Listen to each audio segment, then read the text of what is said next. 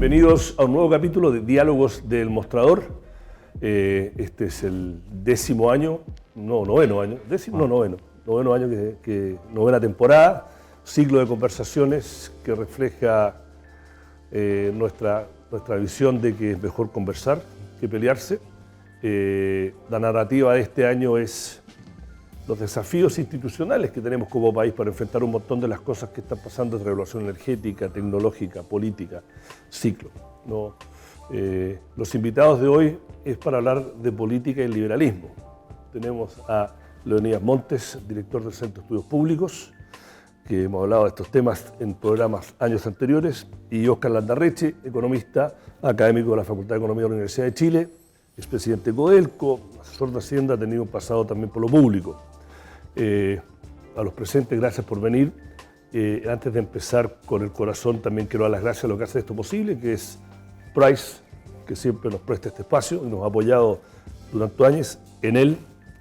La CAF, que es el Banco de Desarrollo de América Latina, BYD, que es la electromovilidad, y la CAP. Así que gracias por hacer esto posible.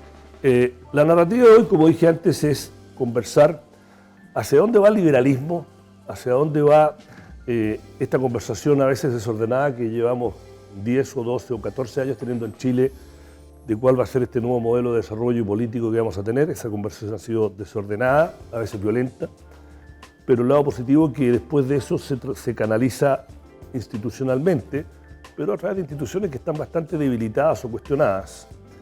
Hay un liberalismo nacionalista, hay un liberalismo más tradicional, ¿no?, que se ve en Europa, también en Estados Unidos, y después el rol del Estado, ¿no? ¿Cuál debería ser?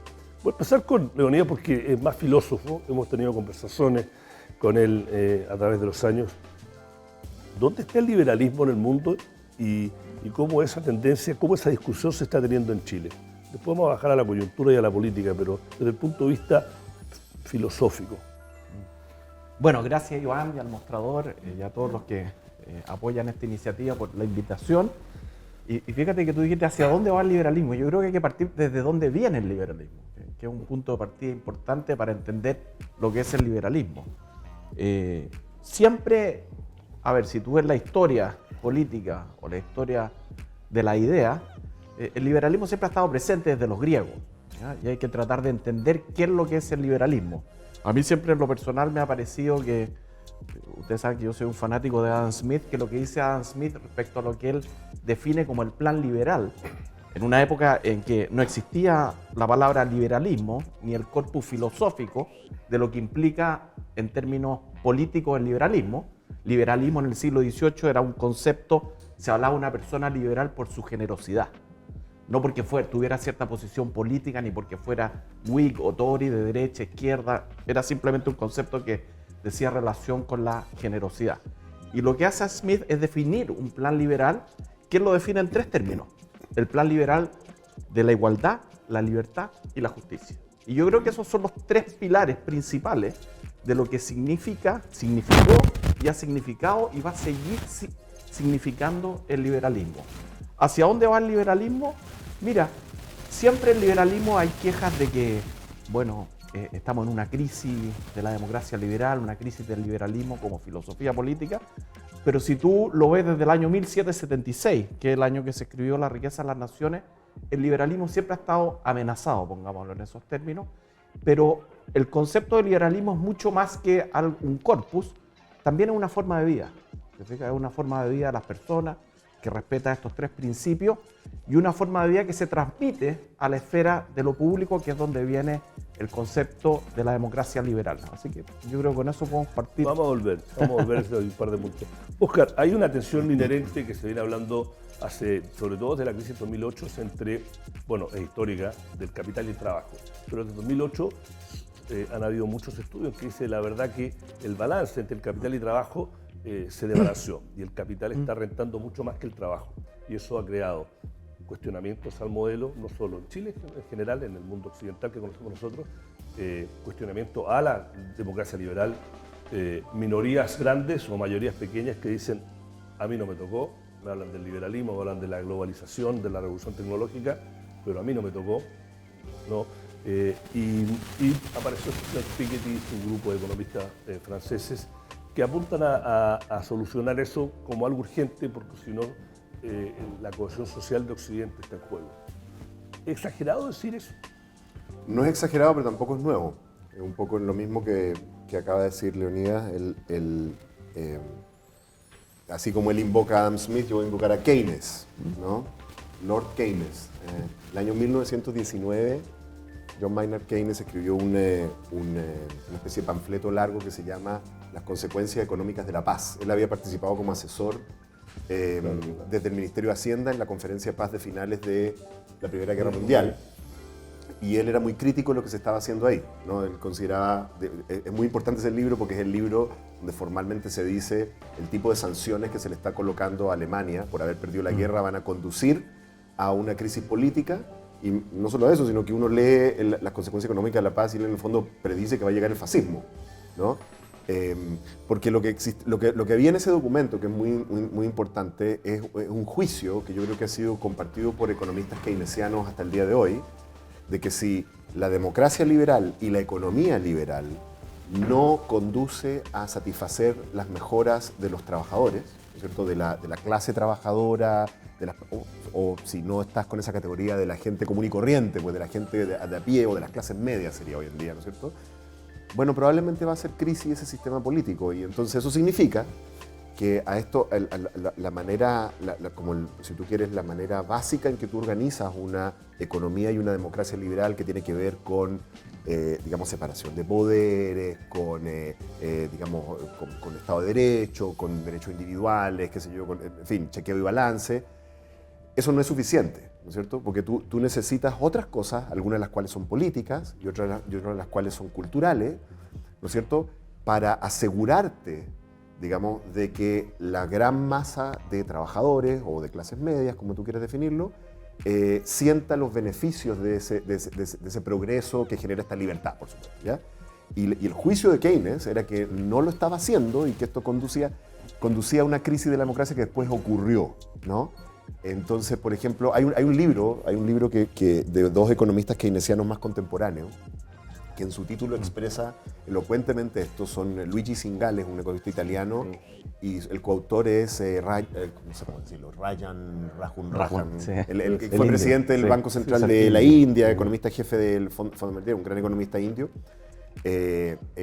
Y el nombre del título se llama, dice, el libro se llama Salvando al capitalismo de los capitalistas.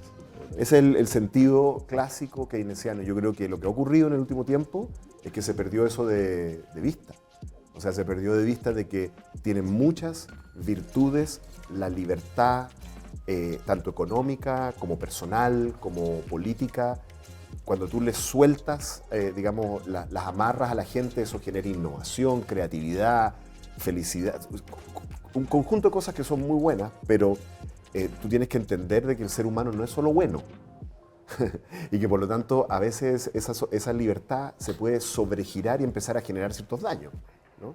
Y tú necesitas regular los mercados, la democracia, etcétera, para darle como bordes a eso, con el objeto de que no se desmadre y termines en una solución autoritaria o algo por el estilo. Eso no es nuevo este diagnóstico, este problema en que nos encontramos no es realmente tan nuevo.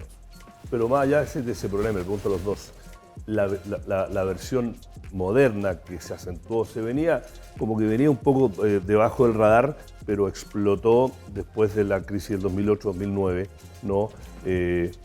A veces uno mira los videos y lo que uno se refleja, bueno, a nivel personal me identifico por mi historia con las democracias occidentales, veo un mundo un poco distópico, que y eso te lo iba a preguntar a ti, Leonidas, es que el liberalismo, como lo definiste tú al inicio, fue el corazón de la posguerra, de la Segunda Guerra Mundial en Occidente y nos tocó en Chile, que bajo cualquier parámetro son los 50 o 70 años más exitosos de la humanidad, en el sentido de sacar gente de la pobreza, educación, medicina, acceso.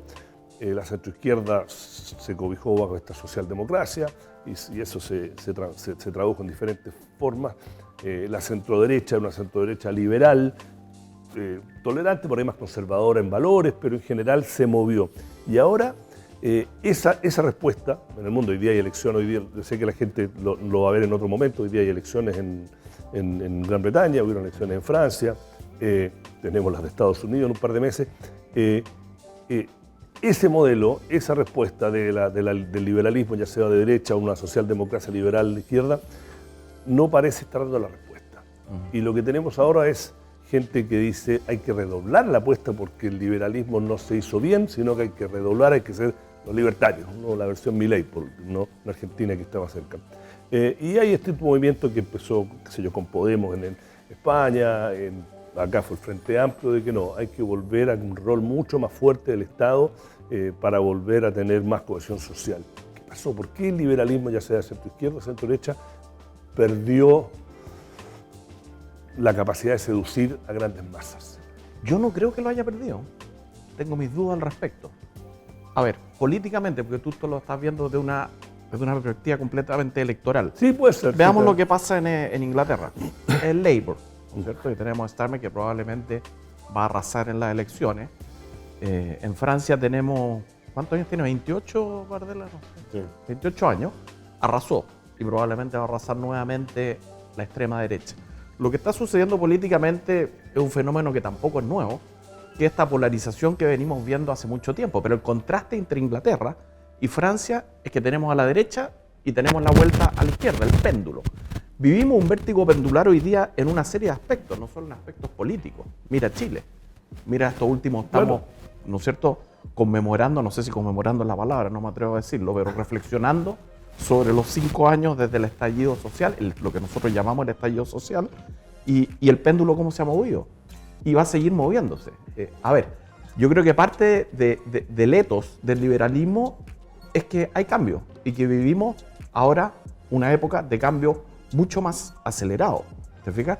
A ver, siendo más preciso, lo que quiero decir es que vivimos una polarización, pero sí, y esto es provocativo, lo que sigue habiendo un centro fuerte. ¿Qué es lo que pasó en Italia, por ejemplo? Llegó Meloni, Giorgia Meloni. Meloni. Es un programa de televisión. Meloni. ¿O qué es lo que era un humorista? ¿No? Ya. ¿Y qué es lo que termina pasando con ella? De alguna manera se modera. Fíjate lo que ella planteaba antes. Mira lo que ha sucedido con Boric. ¿Quién era Boric y quién es hoy? ¿Te fijas? Y eso está en el corazón. ¿Qué es lo que está? Esta convergencia, por así decirlo, o esta moderación, llamémoslo de alguna manera, es muy liberal en cierto aspecto. Entonces yo no estoy de acuerdo con eso de... Hay una serie de discursos fatalistas que la democracia liberal está en crisis, que el liberalismo está en crisis. Yo no estoy de acuerdo con eso. Yo creo que el liberalismo sigue vivo. Argentina puede ser otro caso, desde otra perspectiva. Pero el liberalismo es una filosofía mucho más profunda que una cuestión simplemente contingente y electoral, que es un fenómeno que vivimos en Estados Unidos y en todo el mundo, en Europa, de que hay polarización. ¿Te acuerdas cuando uno normalizaba la curva? ¿Ya? Las puntas están muy fuertes, pero sigue habiendo una normal 0,1 bien políticamente estable. Ese sería mi punto. ¿Tú estás de acuerdo con eso? No sé, yo tengo más preocupación. A ver, a mí me parece que hay un diagnóstico de la gente que valora el liberalismo como filosofía, tanto política como cultura pública. Desde el principio, desde tu Adam Smith, hay que recordar que Adam Smith era un teólogo presbiteriano. O sea, y ojo, hoy en día tú vas a la iglesia presbiteriana en Escocia son todos veganos, trans, obispos, pero en esa época, créeme que no eran así. Era de las iglesias protestantes más rudas, eran como los talibanes y si uno lee, por lo menos mi lectura de Adam Smith, es de que se percibe, al menos implícitamente, de que él cree que toda esta libertad económica y social requiere de un fundamento cultural, de ciertos valores, ciertos ethos, por así decirlo, lo que se expresa en el hecho de que si tú y yo asumimos un compromiso privado, existen unas normas sociales que nos van a obligar a cumplirlo. Porque si no, tiene que estar el Estado. Si tú y yo no podemos confiar, porque Mi taita me crió para cumplir los compromisos y tu comunidad tampoco te permite cumplir los tuyos, entonces el Estado tiene que regular.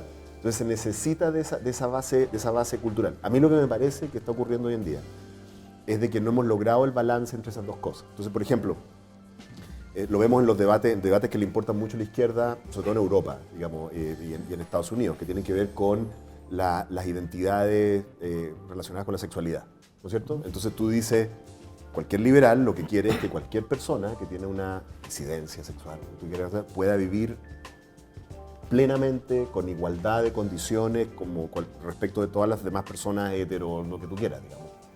Sin embargo, eso no te puede llevar a no reconocer el hecho de que, bueno, si tú no te preocupas como gobernante de la institución de la familia, y la familia bastante convencional, la familia que son un par de personas que van a tener una guagua y la van a criar y la van a educar, digamos, probablemente estás generando un mecanismo para la destrucción de tu sociedad, y lo estamos viendo en lo que está pasando en las tasas de natalidad, en una serie de fenómenos en los países desarrollados muy severos. Entonces, no hemos logrado como hacer el fine tuning, si tú quieres, de las políticas, y eso es porque el tipo de sociedad que estamos tratando de gobernar hoy en día, bueno, es diferente de la de la posguerra, es diferente, ¿me entiendes? Entonces no lo hemos logrado. Lo mismo en términos económicos. Todavía la discusión, tú lo sabes muy bien, Leonidas, la discusión regulatoria, incluso en Chile, uno escucha a los políticos de izquierda y derecha y se da cuenta de que están hablando de la economía industrial de los años 50. Y del mercado laboral de esa época. Hoy en día vivimos en un capitalismo global cuyos principales protagonistas no son la industria pesada, ¿no es cierto? Ni siquiera los commodities realmente. El mecanismo central, ¿no es cierto?, son las finanzas, incluso eso ya está medio viejo, y son las comunicaciones, como tú sabes bien.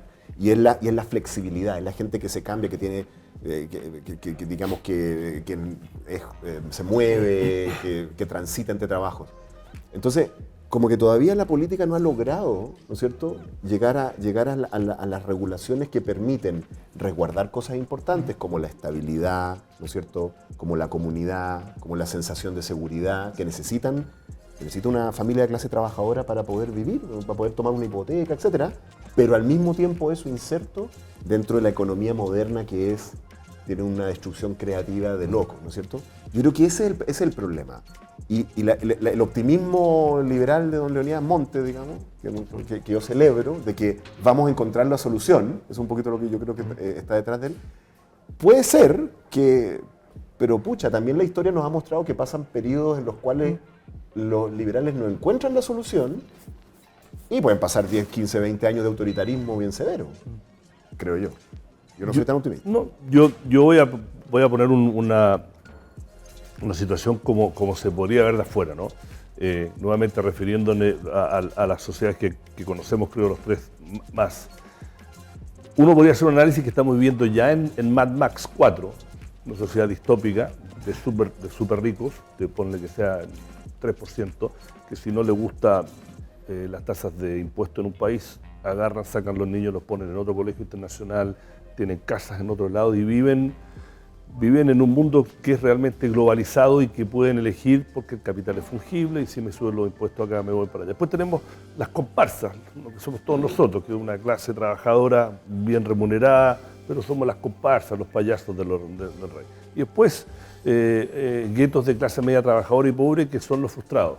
Y el ejemplo, en Chile lo conozco menos, por ahí Oscar tiene el ejemplo, pero yo, porque viví mucho tiempo en Estados Unidos, caso de una persona que su padre trabajó por 40 años en Ford en Detroit, que antes que lo echaran ganaba $60 la hora, pudo mandar a sus hijos al colegio del estado del barrio y después fueron con beca o créditos a comprarse su casa y a una universidad estatal o privada, ¿no? Pero su padre perdió su pega, y sí, tiene pega, pero trabaja en Walmart y gana $16 la hora. Y esa persona vota Trump. Entonces, no sé el equivalente en Chile, no sé si socialmente, pero eso creo que en la sociedad está pasando. O sea, estoy poniendo una situación que es un poco extrema, pero no tan extrema. Y yo no tengo la respuesta, por eso lo invité. No sé si la respuesta es más liberalismo o volver al liberalismo del que tú hablas, o qué rol puede tener el Estado, porque también tiene que ver con soberanías. Mira, yo creo que, a ver, Oscar plantea algo importante y la gran pregunta es quién y cómo se alcanza ese fine-tuning, ese equilibrio, ¿ya? Y yo creo que ese es el gran punto. Y nuevamente, en esta pregunta, respecto al liberalismo, el liberalismo tampoco es algo que impone, ¿ya? A ver, ¿a qué es lo que voy? Cuando pregunto por el quién, ¿no es cierto? Nada ni nadie puede saber lo que va a pasar, ¿no es cierto? Esto es algo tan simple, nosotros nos olvidamos. Creemos que podemos imponer lo que nosotros creemos o lo que algo nos dice, y eso la verdad es que no es así. Yo en ese sentido quiero rescatar eso que tiene el liberalismo de de volver a la duda, a ser más escéptico. Nadie es un optimista recalcitrante, yo no lo soy. Yo me atrevo a decir que soy moderadamente optimista y trato por naturaleza de serlo. Pero el punto de fondo es ese. El mismo Estado, este equilibrio del cual habla Oscar, el mismo Estado hoy día también en muchos países está bajo amenaza. Claro. ¿Te fijas? Hay críticas al Estado en todas partes, ¿ya? Y siempre la ha habido y la va a haber. El tema es cómo encontrar ese equilibrio. Y yo creo que ese es el gran desafío que tiene la democracia liberal, y que como democracia liberal es algo que viene desde abajo, es generalmente los movimientos, y nos pueden conducir a cuestiones que realmente no queríamos. A ver, en economía, Oscar lo sabe muy bien, hablamos de las consecuencias no intencionadas. Pueden suceder cosas que realmente nadie quería, y eso pasa permanentemente, ¿te fijas? Entonces, hablar del liberalismo como una receta tampoco es acertado. Hablar del Estado o la regulación que va a resolver, pucha, yo creo que hay que mantener cierta duda. Yo soy partidario de las regulaciones que promuevan, ¿no es cierto?, lo que nosotros consideramos que es mejor, pero también hay otro fine-tuning. ¿Hasta qué punto esas regulaciones pueden estar ahogando nuestra manera de enfrentar nuestra propia vida? Hoy día en Chile tenemos un discurso que se ha instalado de la permisología. Es un discurso profundo, y eso lo ve toda la gente, todos lo sufren, no solo los grandes empresarios, Iván. Esto lo sufre la persona que quiere instalar una consulta propia, el que quiere abrir un boliche porque instaló un café, el que quiere hacer un bar porque tiene que vender cerveza. Esto también es un germen de una crisis del Estado o de la regulación, por así decirlo. ¿Te fijas? Piensa en el concepto de permisología, que es un concepto que hoy día sufrimos, vivimos, que se instaló. La permisología no es un discurso de la SOFOFA, de la DPC, de la CPC, de los grandes empresarios, es algo del cual tú te subes un Uber o un taxi y te va a hablar de la permisología. ¿Te fijas? Entonces, los fenómenos, para ponerlo en términos más liberales, son complejos, y entender esa complejidad no nos lleva a tener una solución o una receta. No sé si me entiendes. Sí, sí. Y cuando hablamos de liberalismo, hay distintos tipos de liberalismo. Oscar mencionaba, ¿no es cierto? Hay una centro-izquierda liberal, por cierto. Hay una centro-derecha liberal, por cierto. Eso siempre ha sido así. No es el monopolio de nada ni de nadie. Yo diría que ese es el concepto principal. Y hay diferencia entre los liberalismos. Pero ahondando un poco, en tu mundo más académico, ¿no? Cuando se discute esto, y sobre todo durante la pandemia, portadas de diarios internacionales, acá La crisis del capitalismo, el libro ese que yo leí, Salvando el capitalismo de los capitalistas, el Financial Times poniendo en la portada, hay que pensar a lo mejor con interrogantes, quizás es hora de pensar de un impuesto a los súper ricos. Esa conversación a nivel filosófico, del punto no, porque este es el espacio, se habla entre los liberales más tradicionales, uno como tú o como David Gallagher, por ejemplo, se habla cuál es porque tenemos un liberalismo en Europa que es xenófobo, ¿no? ¿No? Un liberalismo en Argentina que es libertarismo completamente global, una versión en Estados Unidos que es entre libertarios tequi de Silicon Valley con un nativismo de Trump. O sea, ¿hacia dónde va? No quiero ser tan filosófico, pero esa discusión la están teniendo, digo ustedes, porque te veo como un representante del liberalismo clásico acá en Chile, por eso te invité. ¿Hacia dónde va? Nadie lo sabe. Pero se conversa esto. Pero por supuesto. Hoy día hay muchas personas, ¿no es cierto?, escribiendo acerca de este impuesto a los súper ricos. Hay personas que se dedican a hablar de la filosofía moral de los impuestos. Hoy día esto es algo que hace mucho tiempo se conversa. Hay también lo que tú dices en Europa es muy común, ¿no es cierto?, que dependiendo Inglaterra, ¿qué es lo que pasó hoy día en Inglaterra? Se hizo una reforma tributaria, ¿y qué es lo que pasó con los 60.000 más ricos? Se fueron. ¿Ya? Y Belgravia, que valía 240 una fortuna, años tenía esa ley, 240 años. Y se fueron. Y Belgravia, que era el barrio más exclusivo, hoy día los precios de las casas están así. ¿Ya? Entonces hay un flujo, también hay un movimiento. Ahora, yo no me atrevo a juzgar éticamente eso. A mí personalmente yo te podría dar mi opinión personal respecto a eso. ¿Te fijas? Pero uno respeta, ¿no es cierto?, lo que quiere hacer cada persona. Yo no me meto en la vida personal de las personas. A mí personalmente me parece que el domicilio es algo fundamental, ¿ya? Que tener tus raíces en un lugar es algo que desde los griegos, ¿no es cierto?, es algo muy importante. Y a mí, si me preguntan a mí, ¿me gustaría vivir dando vueltas por el mundo detrás de mi capital o de mi patrimonio? No me gustaría, ¿ya? Pero si hay gente que le gusta eso y prefiere, bueno, es una opción personal también. Yo no lo voy a juzgar. Te podría dar mi opinión personal, qué es lo que haría yo, no tengo ese problema, gracias a Dios. ¿Ya? Pero hay gente que hace eso, en Europa esto es común. Hay gente que se dedica a moverse de Bélgica a Francia y esto, ¿por qué? Porque buscan el paraíso para su capital, para su riqueza. Y desde la perspectiva de la ética protestante, esa riqueza es un premio y que la cuiden y la valoren, bueno, es una forma de ser que hay que respetar, te diría un liberal. Ahora, si me preguntas a mí, yo preferiría, ¿no es cierto?, acogerme a la tradición liberal desde los griegos, donde el ostracismo, acuérdate de lo que era el ostracismo para los griegos, cuando te anotaban una ostra, ¿no es cierto?, ¿por qué te tenían que echar de la ciudad? Yo lo encuentro bien terrible eso, pero esa es otra discusión. Ostracismo, no sabía que venía ahí, pero gracias. Sí, ponía... Óscar, va un poco más al rol del Estado, y te pregunto a ti porque, bueno, te conozco, te leo, hemos conversado, te he entrevistado, tuviste en el Estado, además, así que conoces por dentro, y entonces bajemos un poco a tierra lo que está pasando en Chile. Como dije anteriormente, mi visión es que, por lo menos, yo volví en 2011, ponle 2010 con los pingüinos y el movimiento estudiantil, que Chile está teniendo una conversación desordenada, violenta, pero una conversación de qué tipo de modelo, por usar el cliché, va a ser. Y efectivamente hay un péndulo, pero estamos teniendo esa conversación, mala a mi modo de ver, pero existe.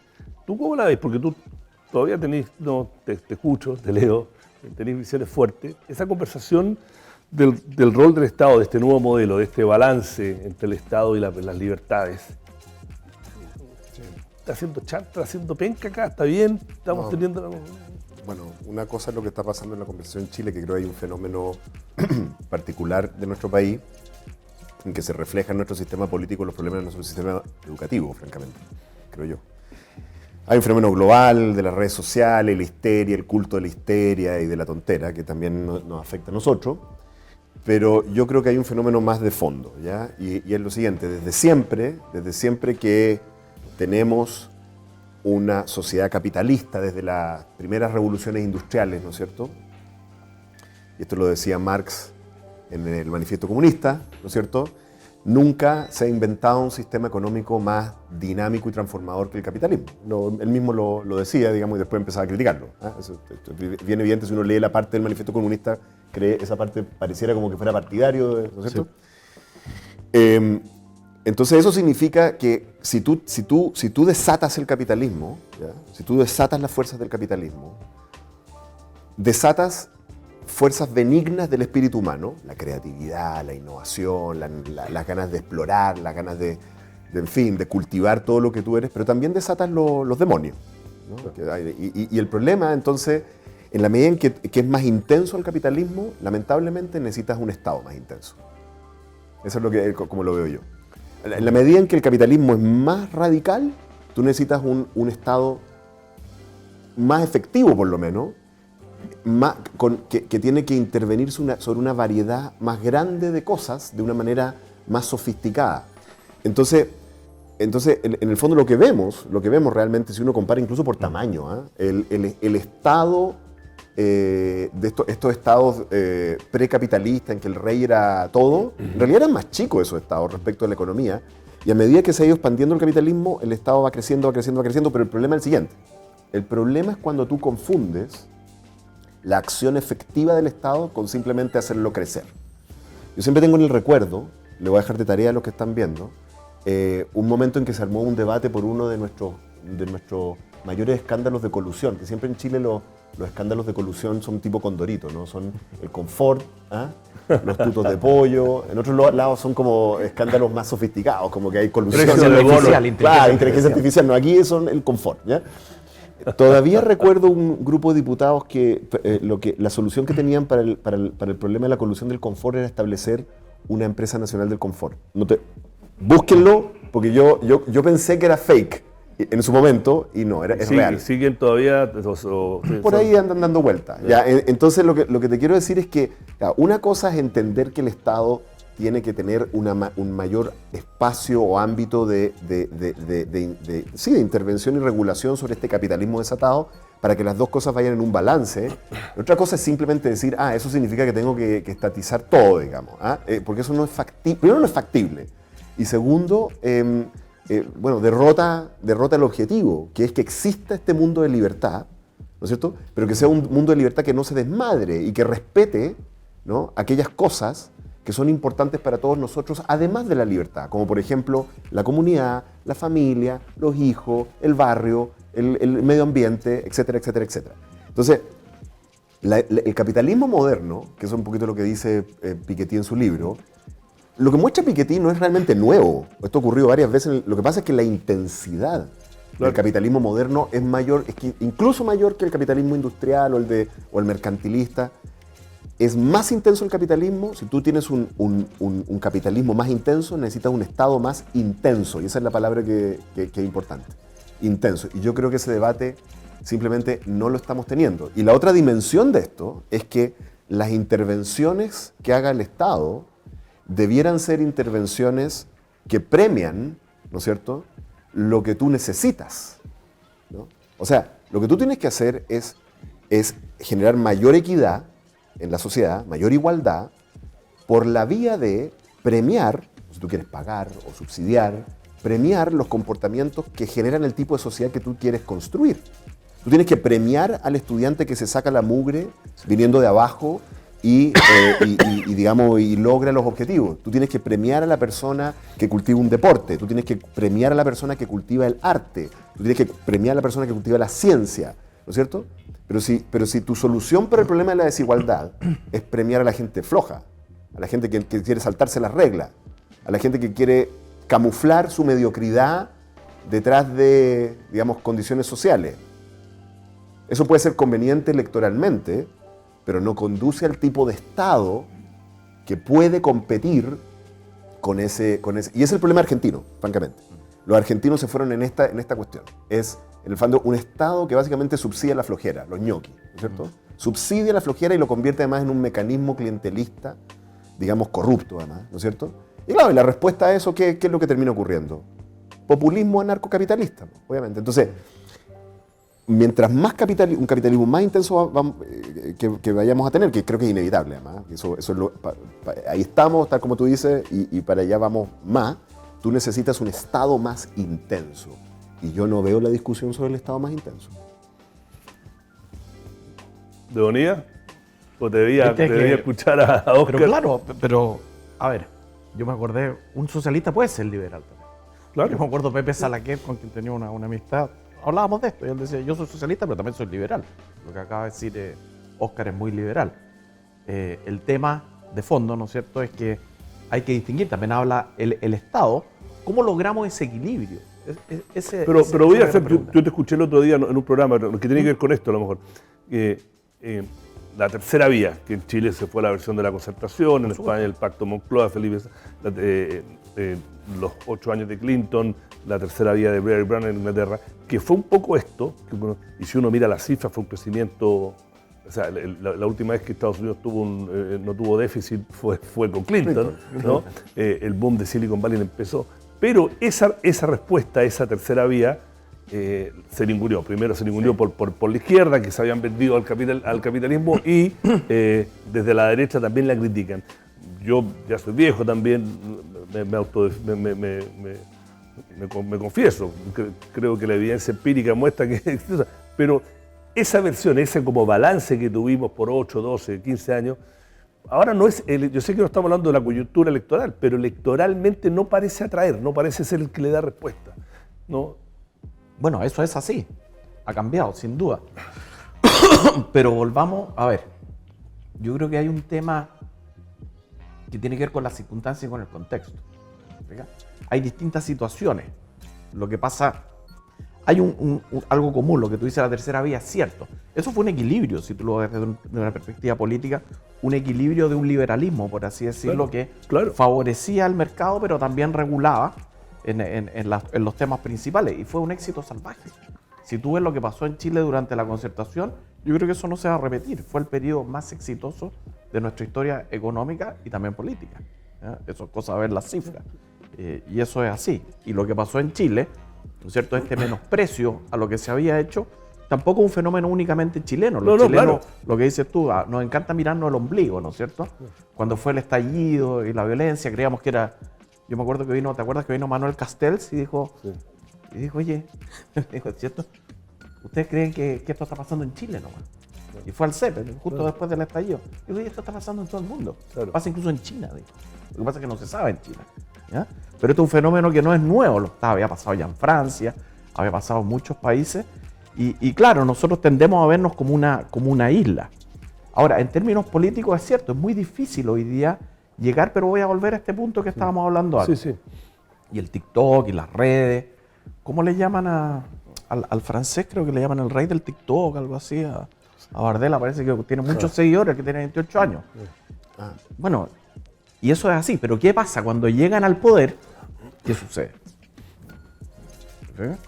Se pone en LinkedIn. ¿Ah? Yo creo que esa metáfora de la guitarra de Osa fue muy buena. Distinto con guitarra. ¿Se fija por qué? Porque viene, de alguna manera, las verdaderas demandas de la ciudadanía. ¿Ya? Entonces vivimos una época muy distinta. Toda la revolución tecnológica. Nosotros estamos viejos, Iván, yo concuerdo con eso. Yo me siento viejo cuando no sé usar las redes, nada de eso. ¿Ya? Pero esto ha cambiado mucho y va a seguir cambiando probablemente. Pero el liberalismo como filosofía y como forma de vida y como forma de enfrentar la política va a seguir ahí, creo yo. Para no se toma esta conversación. Vamos a la última parte que tiene que ver con el liberalismo, el Estado y la globalización o el globalismo, pero desde otro punto de vista. Hace un par de meses tuvimos acá una cumbre sobre la irrupción de la inteligencia artificial en la vida nuestra, ¿no? De tecnología, pero... Y una de las personas que participó dijo, el gran desafío político de esto es que a diferencia de la revolución industrial o la primera ola de la revolución tecnológica, el periodo de transición para que los estados puedan crear un sostén o la transición de los trabajadores, que siempre es un costo, acá es muy rápido. O sea, acá en poco... Entonces, y esto es una cosa global.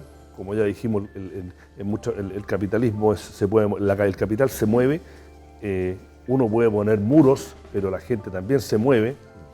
Entonces, ¿cómo institucionalmente, ya sea el Estado o la mirada liberal, cómo encontramos un balance a eso? ¿No? Porque es rápido, es complejo y va a tener consecuencias sociales y políticas que no tenemos idea. Sí, hay un problema, yo diría, doctrinario ahí. Y es que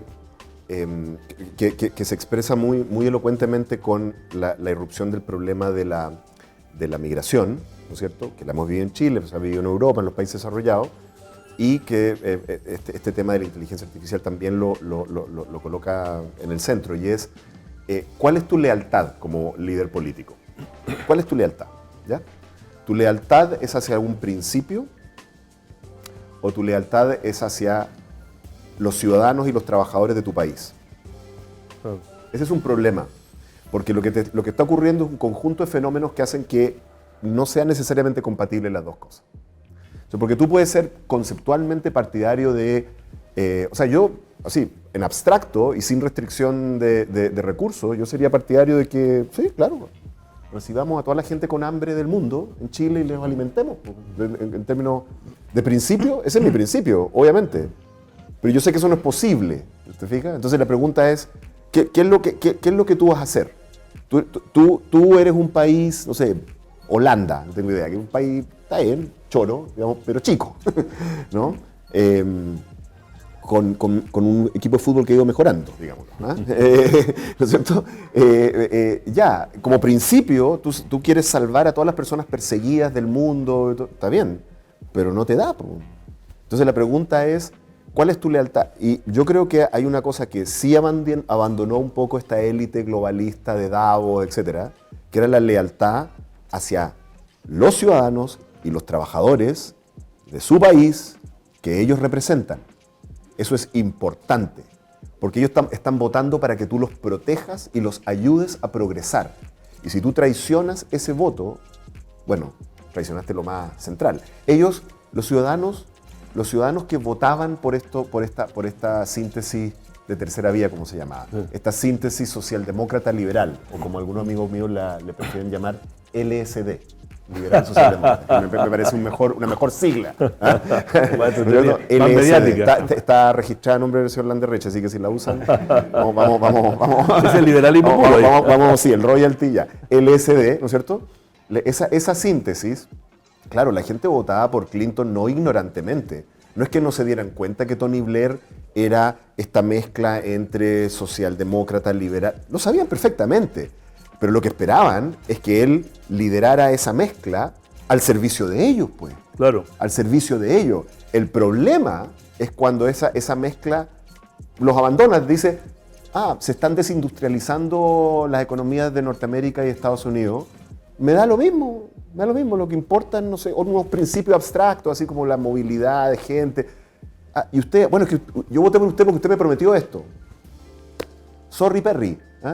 Eso es, ahí, esa fue la crisis. Claro, tuvo como gatillo la crisis subprime, pero esa fue la traición complicada. En Chile, ¿no es cierto? Por alguna razón que yo no logro entender, y tú sabes muy bien que llevo ya casi décadas reclamando, la élite que estaba conduciendo este proceso, tanto de centro izquierda como de centro derecha, consistentemente quiso hacerse el leso con el agotamiento del modelo de crecimiento de Chile, que nadie dice que no rindió. Yo soy el primero en mostrar las cifras, ¿no es cierto? Pero hace mucho, mucho tiempo que uno les venía diciendo, miren lo que está pasando con el crecimiento, con la productividad, con los salarios reales, con los productos.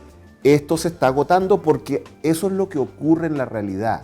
Los modelos exitosos se agotan, o sea, dejan de rendir y tú tienes que hacer otras cosas para continuar.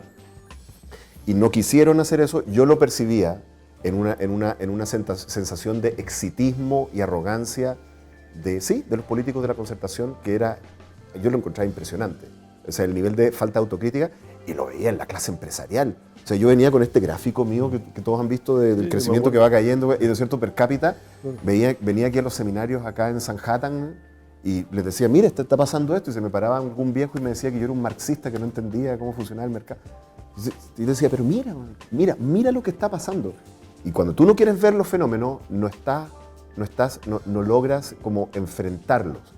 Ojo, no es cierto que no haya países en el mundo que no están enfrentando este fenómeno. No, claro. Si tú ves a los países árabes, que son otra cosa, son países petroleros, monarquías casi medievales, hoy están usando buena parte de la plata que ganan en proyectos de desarrollo productivo bien agresivos, en el tema del turismo, cosas verdes, enverdecer el desierto.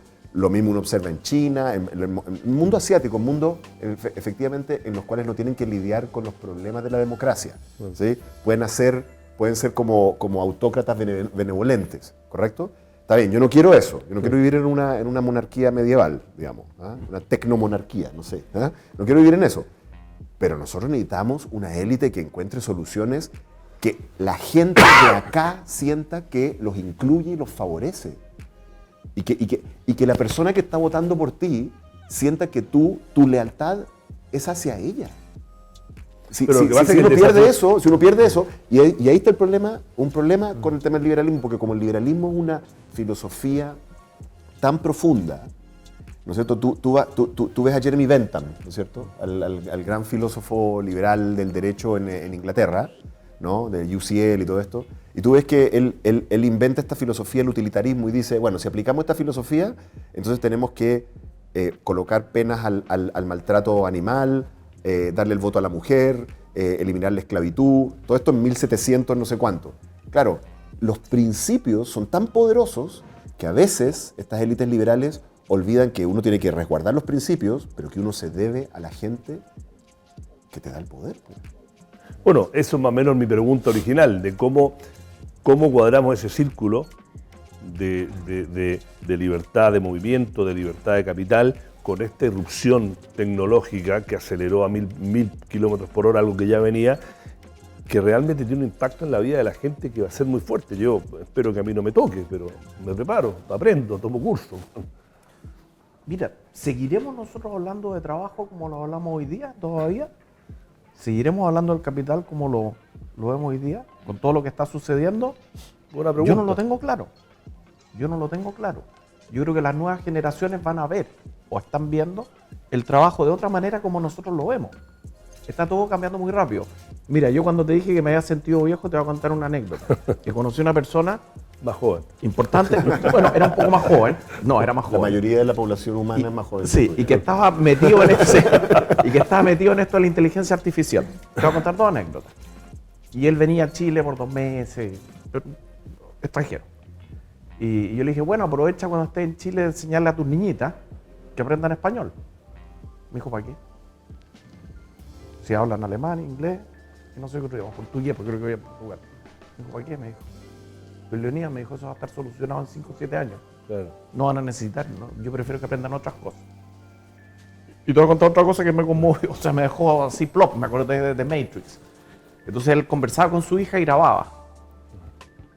Grababa en su celular. ¿Ya? Tipo que sabe mucho de inteligencia artificial, está metido en esta élite de la inteligencia artificial. Yo dije, bueno, ¿y por qué grabé la conversación? Bueno, me dijo, yo llevo haciendo esto con mi hija hace mucho tiempo, porque cuando yo no esté, ella va a poder conversar conmigo. Y hay un programa, parece que se graba, ¿te fijas? Y yo le dije, ¿pero cómo? Bueno, obvio, pues, me dijo. El día que yo no esté y ella necesite consejo de su papá, esto va a quedar y ella lo sabe. Entonces, con esto te quiero mostrar que en el fondo todo lo que nosotros damos por supuesto, ¿te fijas? Está sujeto a cambio.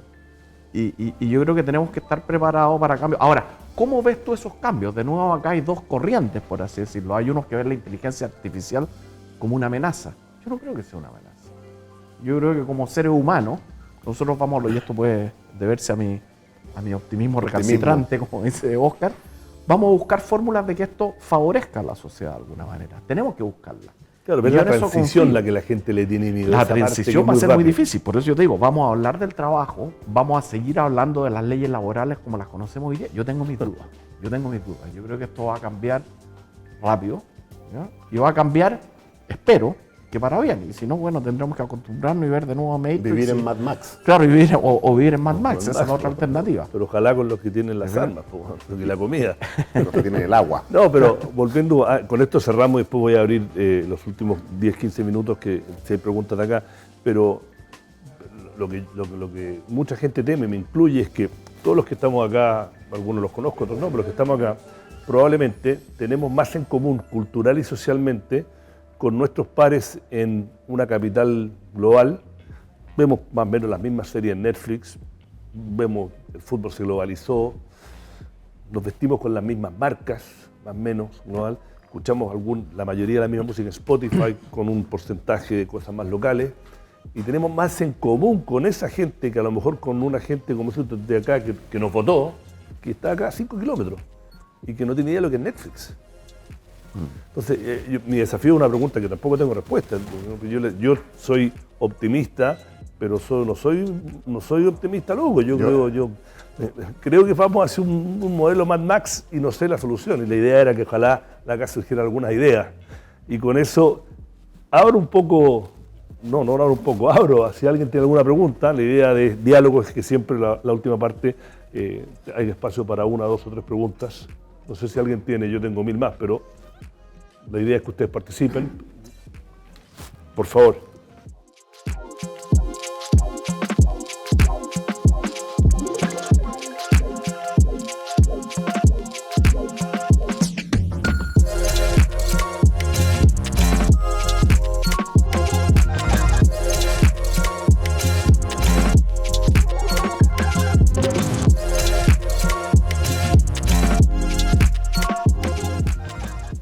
Tú primero.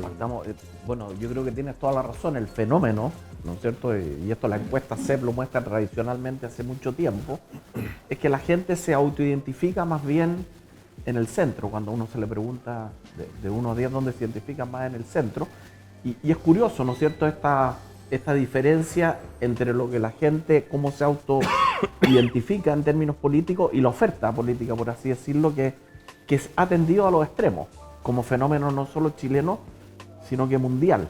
Y no hay una figura, ¿no es cierto?, que aglutine, por así decirlo, ese centro que nos dio tanto éxito, porque yo coincido con Oscar que hoy día tenemos que conformarnos con un crecimiento potencial del 2%. Y eso va a ser muy, muy difícil de revertir. Y este año, no nos olvidemos, estamos celebrando que vamos a crecer un 2,8, 2,8 probablemente, porque ni siquiera vamos a llegar al 3 después del último IMASEC, que eran las expectativas de muchos. Y estamos en el promedio de crecimiento económico de Latinoamérica. Esa es nuestra nueva realidad. Yo creo que tenemos que acostumbrarnos a que ya no somos los, ¿cómo nos llamábamos nosotros? Jaguares. Los jaguares de Latinoamérica. Vamos a ser unos gatitos, ¿cierto? Otros gatitos. Ahora, yo voy a hacer un comentario. Perdón, sigue, dale. Entonces, es un fenómeno que es bien sorprendente. ¿Qué es lo que va a suceder? El tema electoral, político, también yo creo que está súper volátil. Nosotros tendemos, esto puede pasar cualquier cosa. Entonces yo creo que hay que asumir este principio de liberal, como decía David Hume, de que nadie sabe lo que va a pasar en el futuro. Es una cuestión súper simple. Y él decía, nobody knows what the future will hold. Y esta cuestión es clara. Predecir, que es lo que intentan muchos libertarios, por así decirlo, y en la economía se ha transformado como en un deporte. Recuerden en Chile cuando estaba de moda, ¿no es cierto?, esto de que, oye, la inflación va a ser un 5% y todos pelean porque él la chuntaba. Eso no es muy liberal. Predecir es imposible.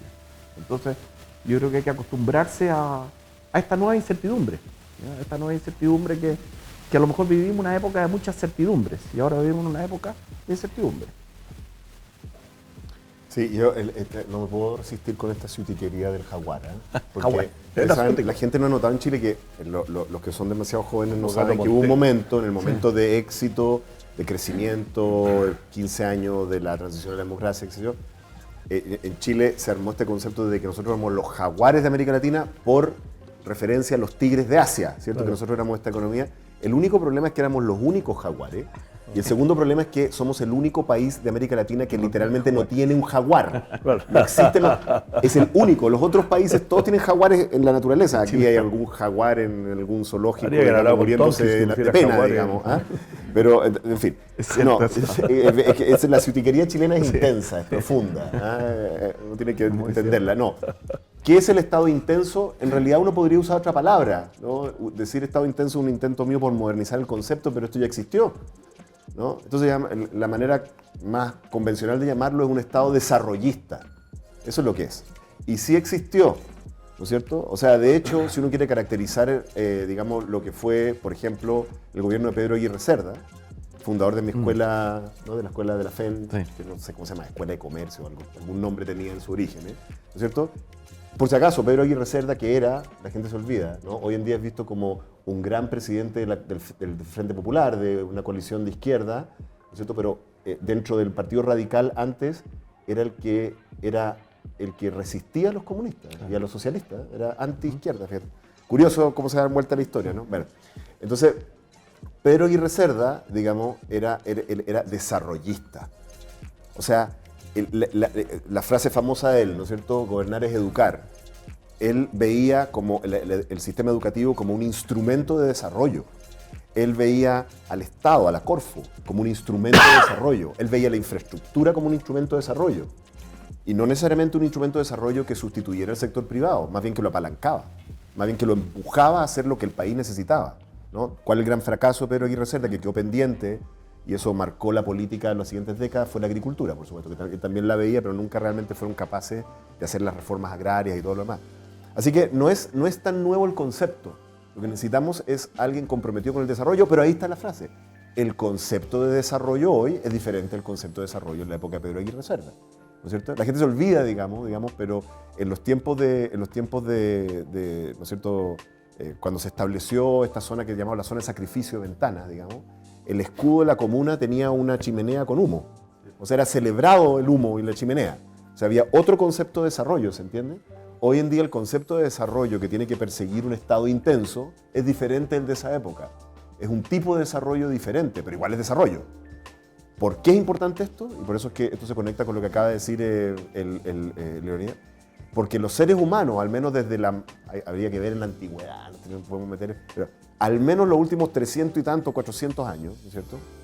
Desde la Ilustración, desde el triunfo, por así decirlo, hegemónico cultural de la modernidad, los seres humanos somos animales del progreso.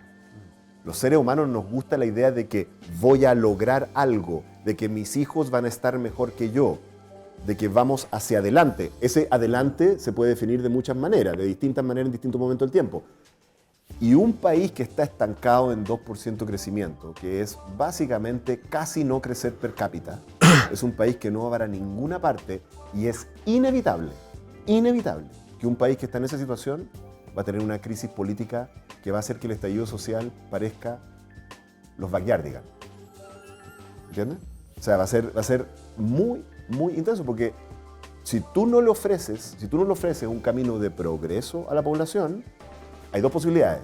O los convences filosóficamente de que el progreso no es importante y de que tenemos que entrar en otro paradigma. Ok, hay gente que dice eso, el decrecimiento, ¿no? La economía budista de Schumacher, los peces, los puedes tratar de convencer. O el legítimo. decrecimiento. Oye, legítimo. Esto por si acaso no es nuevo. Hay un economista alemán de los años 70, Schumacher, que hablaba del crecimiento cero. Después se dedicó a la Fórmula 1. Claro, ok, no. No es el mismo. Ya. ¿No es cierto? Eso ha existido, pero bueno, tú tienes el legítimo derecho a tratar de convencer a la población de eso, pero estás luchando contra una maquinaria cultural que lleva como 400 años ganando, básicamente, ¿no? Porque la modernidad, crecimiento no ha sido solamente de la derecha, ¿sí? La Unión Soviética era pro-crecimiento también. China es pro-crecimiento, Japón es pro-crecimiento, Irán es pro-crecimiento, Israel también. Entonces, ok, trata, pero yo creo que hay otro camino, que es que tú entiendas que lo que se está hablando, lo que hoy tenemos que entender como desarrollo, es un desarrollo más limpio, ¿no es cierto? Es un desarrollo sustentable, es un desarrollo que incluye a la población, que no la excluye. Una de las cosas más terribles que yo veía, y esto me lo han escuchado varios en varias reuniones y seminarios, una de las cosas más terribles que yo le escuchaba a la élite chilena era cómo se referían a los trabajadores chilenos. Se hablaba de la grasa, ¿no? Era la idea de que los trabajadores chilenos son ineficientes, son flojos, son incompetentes y por tanto lo que vamos a hacer es sustituirlos. ¿Por qué? Los vamos a sustituir por tecnología y por inmigrantes. ¿Creemos realmente que eso no iba a tener una consecuencia? Un modelo de desarrollo tiene que incluir a la gente que te acompaña, la que vive contigo en tu lugar, donde tú quieres vivir. Tiene que incluirlo y tiene que hacerse cargo de sus defectos para que los superen y para que vayamos todos en la parada. Ese es el gran problema. Y un Estado que hace eso, ese es un Estado intenso. Bueno, no hay tiempo para otra pregunta, porque se acabó el tiempo, más nos pasamos, pero creo que el optimismo de Óscar...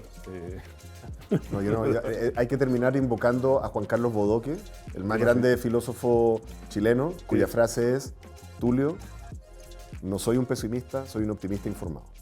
Esa es la frase. Está bien. O Churchill, si quiero, que decía que cuál es el punto de ser pesimista.